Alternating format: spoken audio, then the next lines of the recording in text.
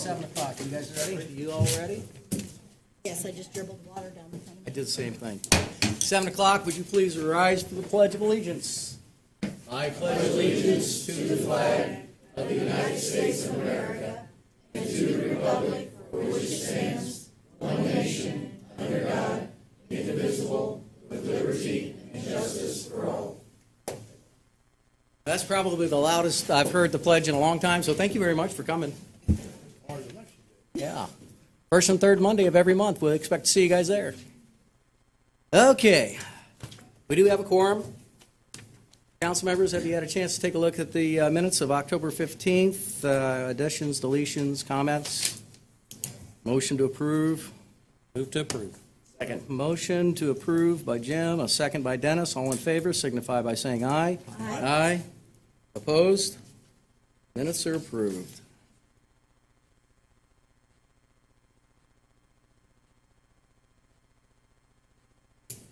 All right. Got a short agenda, so let's make it short and sweet. Duke Energy, explanation of power outage, Gene Renk. Is that correct? Renk? Hi, Gene. Evening. Thank you for inviting me, Councilor Wen. Appreciate the invitation. This is the first time I've approached or I've been in front of the council in this role as Community Relations Manager for Duke Energy, of which a position I've had since March. So thank you for the opportunity.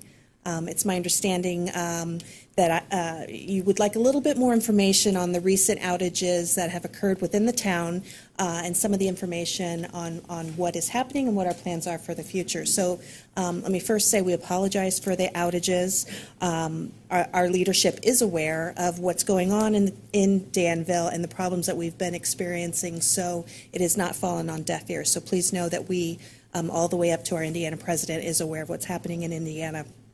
Unfortunately, not all outages are preventable, as you can imagine, but we are taking steps to improve the reliability of service in this area specifically. We're constantly assessing our protocols and processes for reliability and service, and we know, I promise we know that our communities depend on our service to run our homes, businesses, and schools. Let me give you a little bit of the chronological history of what's happened in the last 2 weeks. On Friday, October 26th, we had a vehicle accident that took out one of our poles. We were out of service in Danville for about an hour to an hour and a half. Also on that day, a small tree limb, about 4 feet in length, fell onto our lines, which caused an outage, which was a little less than an hour. Fast forward to Tuesday and Wednesday of last week. This outage, obviously, lasted from about 2:30 p.m. on Tuesday to about 8:20 a.m. that following Wednesday morning. What happened was we had an internal equipment failure on our mobile substation.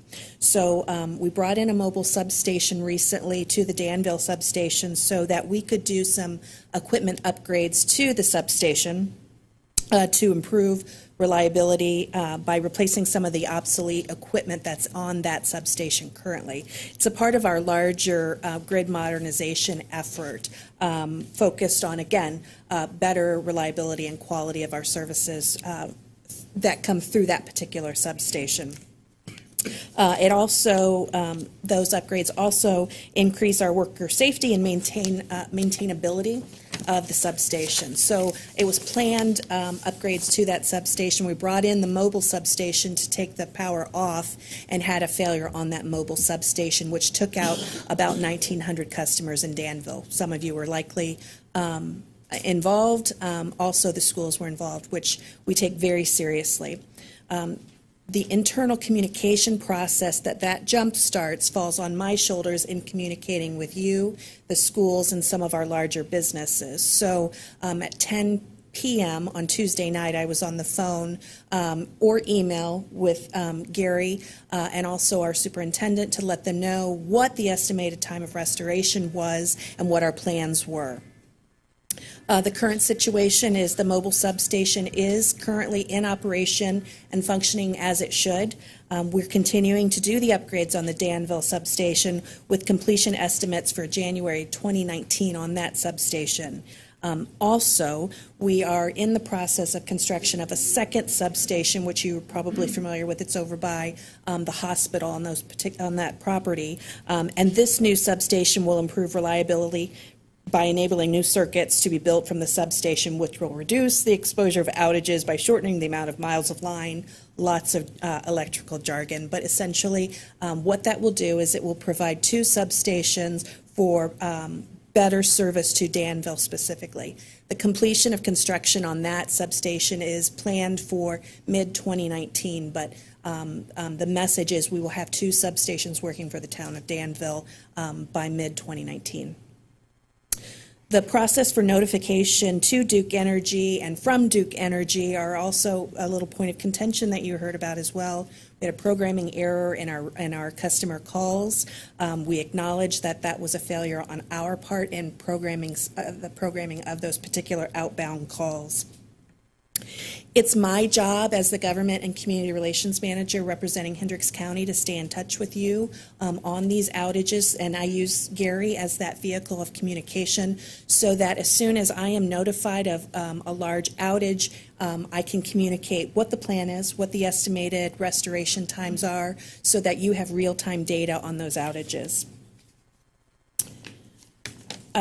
We also have large business account managers who handle the larger businesses that potentially are affected by outages, and they work similar to me on sharing real-time data with large customers to let them know of the outages and estimated restoration times. So that's kind of the down and dirty, if you will, on what happened in the last 2 weeks. I'd be happy to take any of your questions.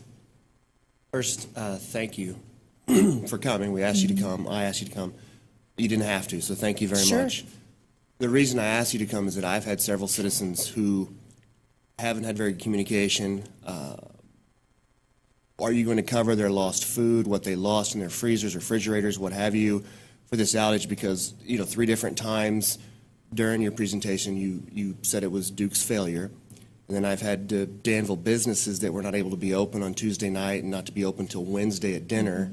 One in particular, Frank's, because of the power outage on the square, they had to, out of their own pocket, pay, I think it was $151 for a switch to their oven hood. So how do these folks go about getting some of their dollars back?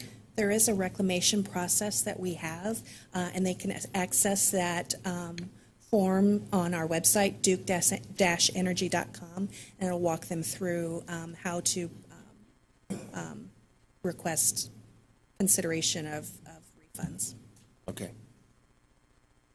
Is that refund of a portion of the power charges or reimbursement for their losses? Well, it's all dependent on the,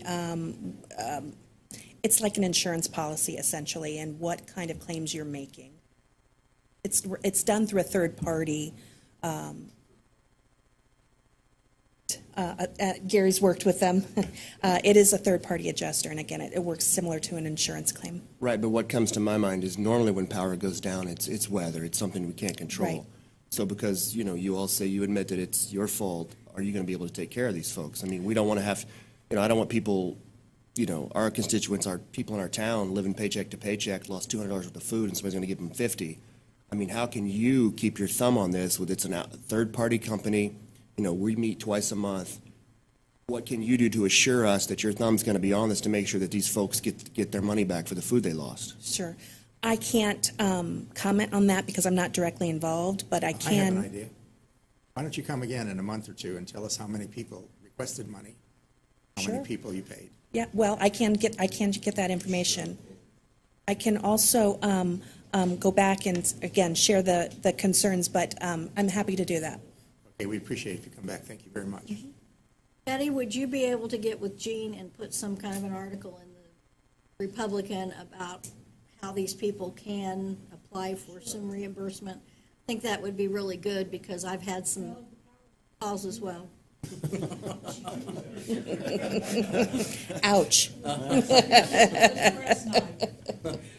She was going to miss her deadline for the first time ever. Thank God a guy in Greencastle's nice to her. Yeah, I'm happy to do that, to report back. And you'll put that on the website? Somebody will tonight, Laura, somebody will put that on the website?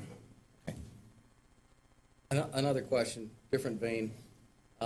you talked about the the mobile substation that failed in that January of 2019.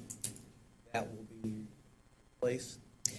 The mobile substation is in place to do the repairs on the existing substation, yes, and we anticipate having those repairs completed. So will there be a time where the power will go down again to make a transfer, or will it be just a smooth transition? That is very likely. Do you want to address that? It does happen, but it's usually about a 15-minute blip, if you will, to make that transfer. But yes, there is a small outage time period. I have Brad Grable here, who is the supervisor for construction and maintenance out of our Avon Operations Center. He's more of the technical person who can answer that.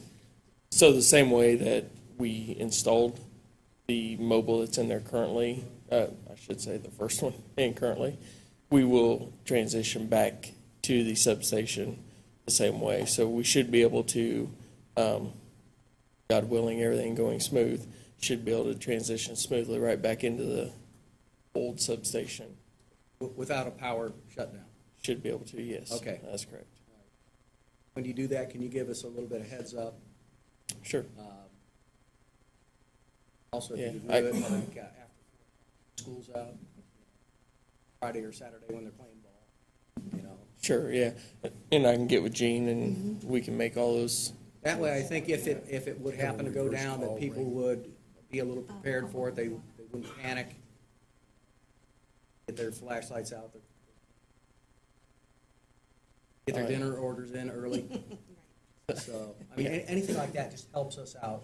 I you know, agree. especially if we know that it's coming. Who knows what's gonna happen in June. Exactly. But if you guys know that that's something you can share to us, that makes. Thank you. We do try to give you advance notice when we have planned for repair or what. Okay, good. Yes. Any other questions? Thank you for coming in. Thank you. Thank you. Us requesting you to come in, you didn't have to come. We as council members, although we're not Duke Energy, we hear all of this. People think we're Absolutely. responsible. So thank you. Good partnership. Thank you for coming tonight. Appreciate it. Thank you. All right. Ordinance 17, 2017, Danville Christian Church property annexation. Laura. So this ordinance comes before you tonight for adoption. It's the last step in the annexation process. At its public hearing, we'll be considering the zoning request at your next item. Okay. Any questions for Laura over annexation? It's a pleasure of the council. Do we want to annex or not? Mr. President, make a motion we approve ordinance 17-2018, an ordinance annexing territory to the town of Danville, specifically 1928 10th Street.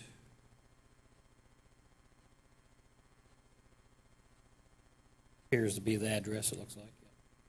Second that. We have a motion by Jim and a second by Marcia to approve ordinance 17. All in favor signify by saying aye. Aye. Opposed? Ordinance 17 is passed. You are annexed. Now, ordinance 2018, an ordinance of the town of Danville zoning certain territory. Laura? This is the zoning request, the companion ordinance to the annexation, and hearing before the plan commission. No recommendation forward, it was a tie. 3-3 vote on that with one abstention. We did allow some public comment on the last council meeting as well, so that there's been opportunities for people to speak. Okay, this would be zoned R2 according to this ordinance. What's the pleasure of the council? I'd like to make some comments before we vote. Sure. I know there's quite a bit of remonstrance for the R2, and for those of you that live near there and have personal reasons, I understand. I can tell you personally, I live adjacent to the fairgrounds, and when I bought my house, it was a beautiful bean field with deer and all kinds of fun things to watch, and Now I have a fairgrounds behind me that regularly has lots of traffic, lots of noise, and rodeos, very noisy rodeos. I did not remonstrate against it because I feel like that it, being in our community is a good thing for our community. So when I address this issue, I'm going to come from that same perspective. We recently did a strategic plan in this town that incorporated a lot of people. And one of the things that came from that study was that we needed affordable housing. I did a check today, a couple of checks today. On my board, right now, there are 30 houses in town that are priced $250,000 and above. There are 15 below that. There are approximately 110 building lots available in the town of Danville. 100 of those are R1, and approximately 10 of those are R2. For this community to continue to grow, we have to have housing available for people to move into. I am an empty nester. I don't want to buy a $300,000 house as my downsize home, and that's all that's available for me to buy. I want my grandchildren to be able to buy a house when they get out of college and want to live in Danville. We don't want to lose these kids. We want them to stay in the town of Danville. If they come out of college, they can't buy a $300,000 house. Mr. Wynn mentioned earlier, we have a lot of residents here that live paycheck to paycheck. We have residents that live in apartments who would love to have the home ownership, the joy of home ownership in our community. There's very little for them to buy. If you look at the zoning map, it is surrounded by R2. I know that there are very few developers that will come in and build in an R1 situation because the cost of building R1 is not profitable for them. Now, this property, now that it is annexed into the town, is not on our tax records because it is a church-owned property.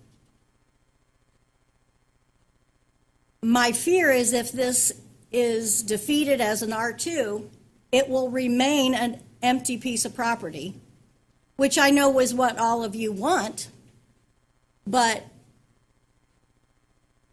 it's going to be an empty piece of property that doesn't give us any income, but yet we're going to have to provide services if any were to come up. And I just feel like that we represent the whole town. And in my opinion, and it's strictly my opinion, it is the best interest of the town to allow some additional development. If we don't grow, we will die, and that's my fear. So I'm going to, do you want to open it for additional discussion? If you don't mind. Are there any other comments from the council? I feel we have, I agree with a couple things being said there. I feel we do have a responsibility to make sure we have available property for all different aspects of housing. There's two ways of looking at all the R2 that's on there. You can argue that there's all kinds of R2 there, let's have more R2, or you can say we already have a few hundred acres of R2 that somebody could walk in and develop on as we speak. So I just wanted to point that out too, that we do have, if there's a developer looking for R2 land, we have provided them R2 land at one given time through zoning decisions. I wanted to point that out. Any other comments? If you look at the R2 map, the big parcel, the money land, the money property, how many acres is that? 140 acres. What's her name? Money, you said? I think it's called the money property. Ray, can you Ray. silence that? That's the third time, man. Will, show them how. Thank you.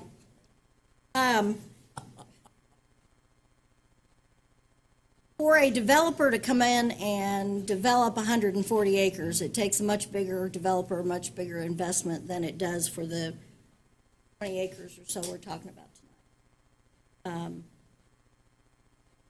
So I get, was zoned in the 90s, I believe, that R2. And I've understood that the landowners will not separate that property. So chances are that's going to be empty for a while. But again, I appreciate the landowners that surround this area and you not wanting to, you want your kids to play in the area, you don't want houses around you. I can understand that, but I have to look at what I think's best for the town, and I believe that what's best for the town is the R2. Any other comments? I support Jimmy. I think we should go with the R1. As do I. I'll make a motion that we vote to turn ordinance 21, 2018, Danville Christian Church rezoning property to an R1. Is that how we? Is that how you do it, or we have to do it differently? Actually, we have to just, so we just have to deal with the ordinance that is before us.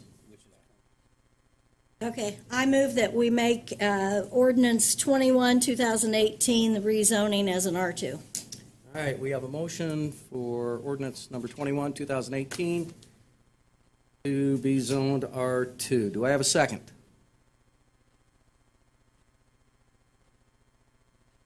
Okay, the ordinance dies for lack of a second. Do we have to wait for another meeting, or can we do it tonight?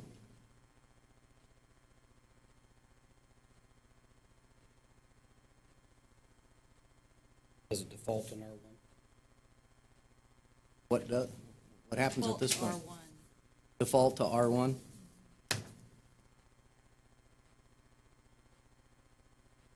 All right.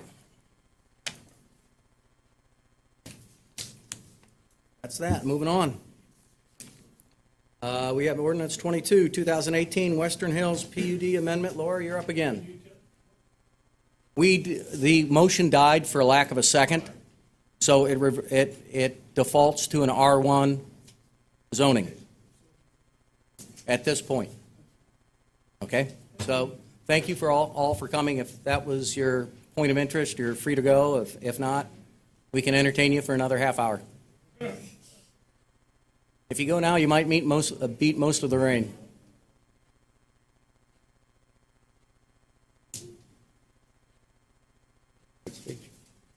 All right, let's move on to ordinance 22, 2018. Laura, you're up again. And this is a PUD that's had its hearing in front of the Plan Commission, and I believe Mr. Comer is here to represent. All right, any questions for Mr. Comer? With a favorable. Okay. That would allow 130, up to 135 homes on A1, Section A1, and 145 homes on Section A2. Is that correct? Okay. 280 new homes. Wow. What's the estimated price of those homes?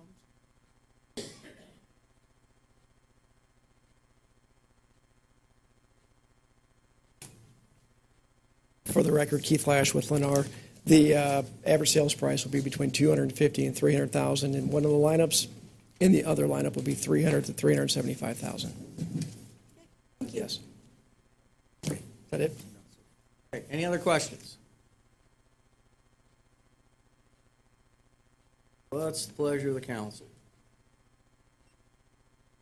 Mr. President, make a motion, we approve ordinance 22-2018, an amendment of ordinance 12, 2006, an ordinance of the town of Danville zoning certain territory as a Western Hills PUD. Second. All right, I've got a motion for ordinance 22nd by Jim, a second by Dennis. Any other discussion? All those in favor signify by saying aye. Aye. Opposed? Motion carries 5-0.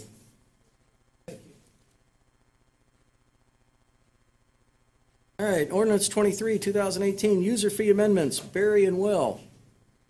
Or just Will, maybe. Oh, there's Barry. Hi, Barry. Let Barry go first. Wow. He's at the top anyways. Basically, this is just amendment to the existing fees we have. It kind of clears up a couple things. Thanks, Will. I actually had it memorized since mine's so big there, a little bitty piece. Basically, what this does is we actually have permits for a garage that is separate from accessory structures, and a detached garage is an accessory to the principal. So there's a little bit of cleaning up there, and basically we go by size. So if it's 500 square feet or less, it's $75. If it's more than 500 square feet, it'll be $150.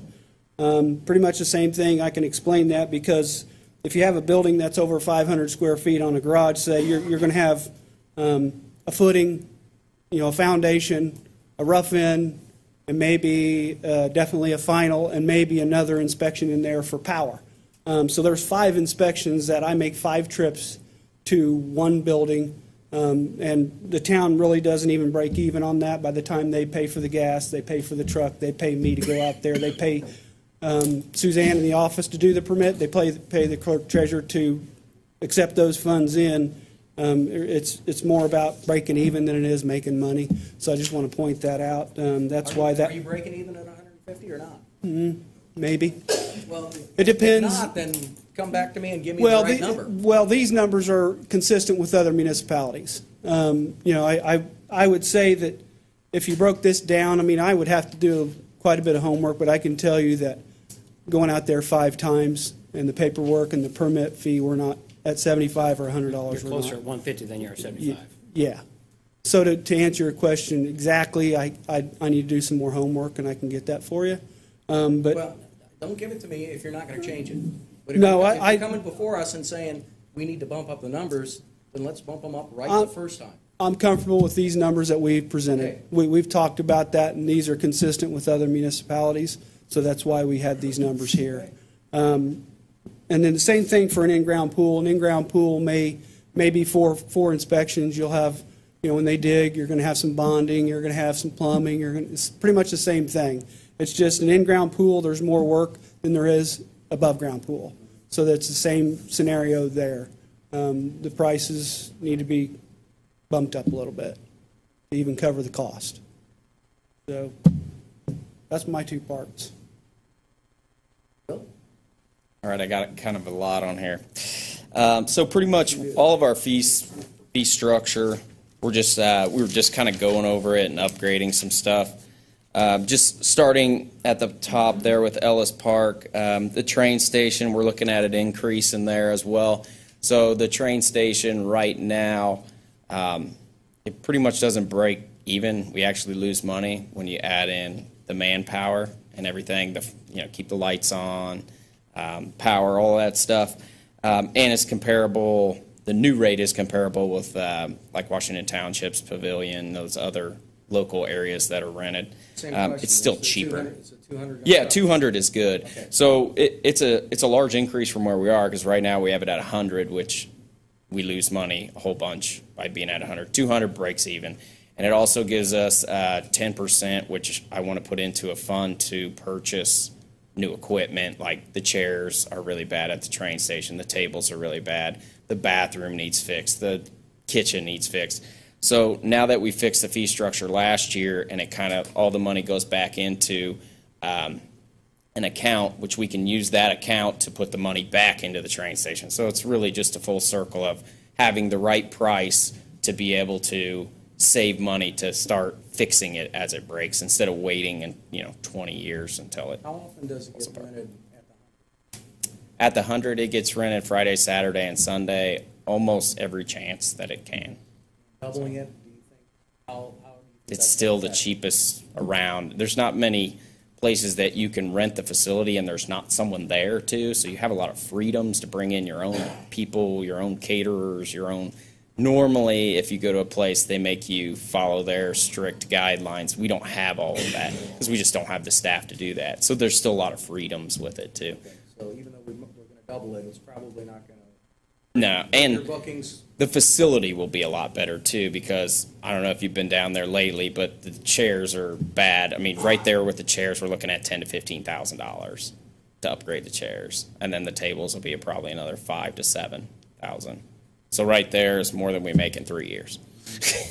That's without paying any bills. I may have missed this, and help me on this one. Sure. If our town employees want to rent it, it's not going to affect their. No, it's their rate. 50% off. Okay. So for Okay. town employees. Okay, So it would good. be like the price that it is now. Okay. So. You ever get any complaints about the noise? There's not very good acoustics in that building. Yeah, and we've looked at that, but because of without having carpeting on the floor, which would be a nightmare in that building, because it gets so much abuse, you'd have to put things on the wall, and then we had a study done, and it was like $20,000 just to add acoustical panels on all the sides that it bounces off of. So one year we made them, and they were awful, so we just we just moved on, and that's kind of what you get with it. It's So they must be happy echo. with that. Yeah.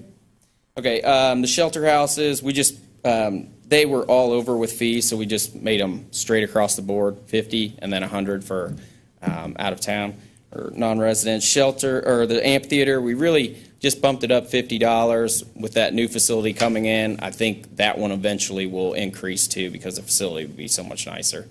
And we really only rent that like maybe 9 times a year. So, next page, athletic club. The top is Bostic Gym.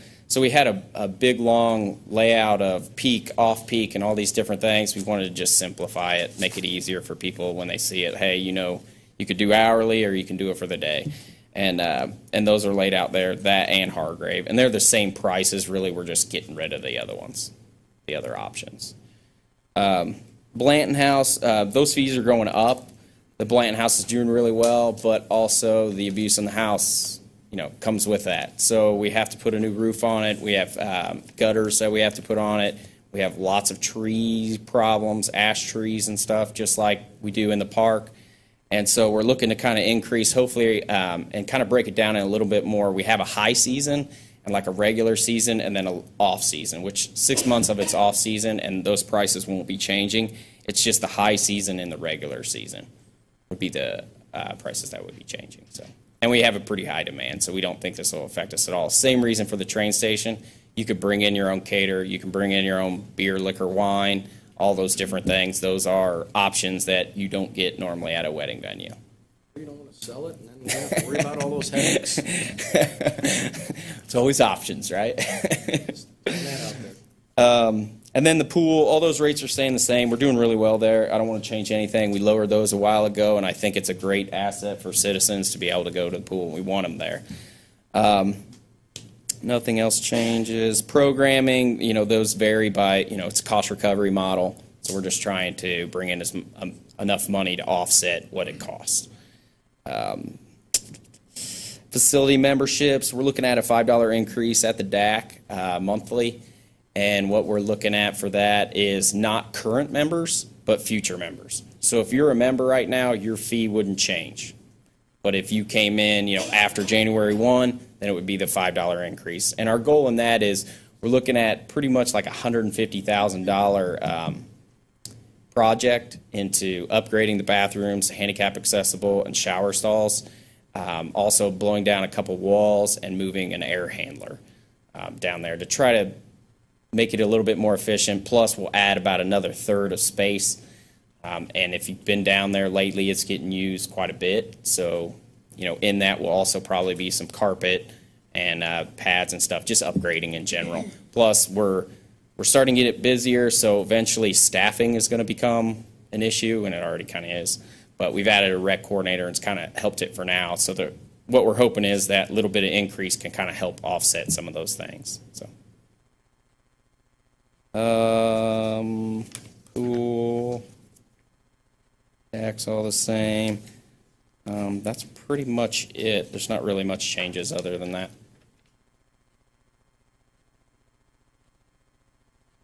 Okay, any questions for Will or Barry?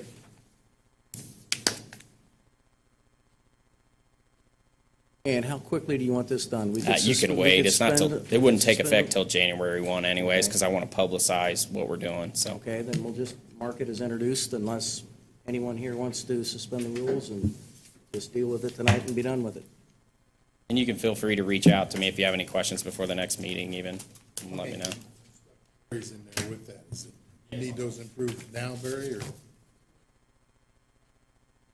Does anybody anticipate any changes in this or questions? And it's already been I- approved by the board, my other board. Oh, you have to run it by, No, I already did. okay, then Prior I to would, coming here.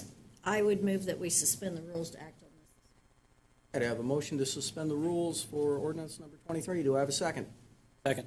I have a second. All in favor of suspending rules, signify by saying aye. Aye. Opposed? All right, the rules have been suspended. Barry and Will, thank you. Well, hang on. Now, all we do is Not suspend done the yet. rules. Let Marcia go.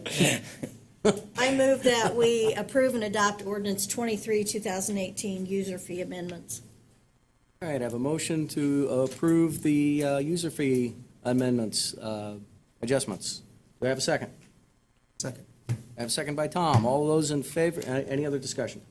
All those in favor signify by saying aye. Aye. Opposed? All right. Adjust Thank you. away, starting January, is that correct? Okay. Great. All right, anything from the public tonight? Yeah, they left. All right. Around the room, Gary? Laura? Tom? Marcia? Yeah, I've been contacted by a few people and have spoken to a couple of people on the school board. And with recent accidents in Indiana with folks not stopping for the school bus stop sign, and I guess we partner well with the school and with Chief Rainey and the police department.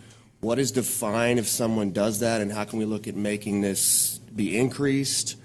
How can we look at getting more patrols in town and working with the county to have more patrols in the morning and afternoon when the people are going to school and getting out of school? That's a question I have for Ray, you, and Lacey with the school. What is our fine right now if someone's caught going around? And if you don't know, it's fine, because I don't mean to be putting you on the spot.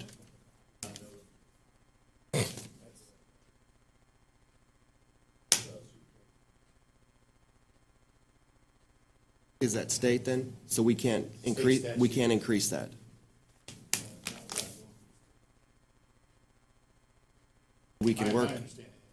work with Lacey and to get more patrol with the county to try to get more patrol in the mornings and afternoons when the kids are getting on and off the school bus. I know. It's just something we gotta be more aware of now, because it's, you figure most people are smart, apparently they're not.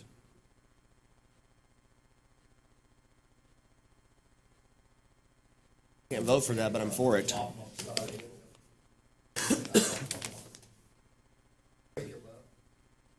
Anything else? Lacey, do you have anything?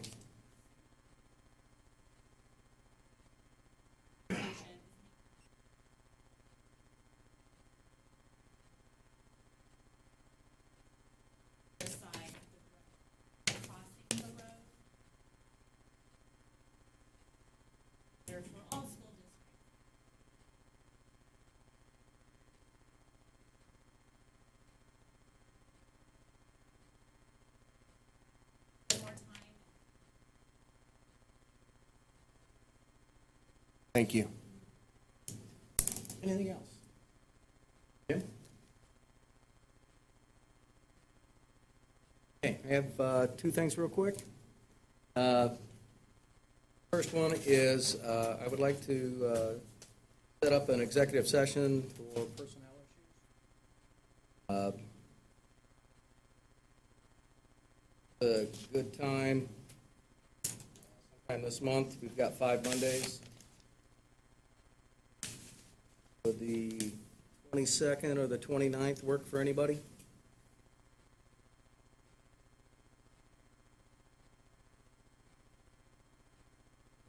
We don't have to make a decision right now, just. Mondays.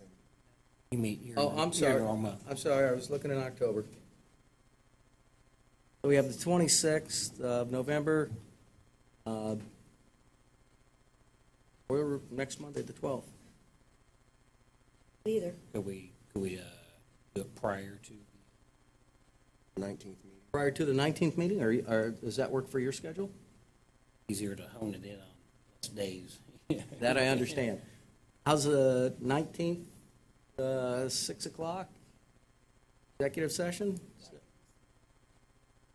Well, we're just going to start talking. See where the conversation takes us. Does that work for the staff? 6 p.m. PM? Make it work. Okay, thank you very much. The only other thing I had to do is remind people to go out and vote tomorrow. Vote early, vote often. Especially for maybe a school board member who's running unopposed. Didn't come to my candidates night, but I'm not holding that against you. All right. Claim docket. Move to approve. I've got a motion to approve the claim docket. I have the second. All in favor signify by saying aye. Aye. Opposed? Drive careful tonight, folks. It's rainy.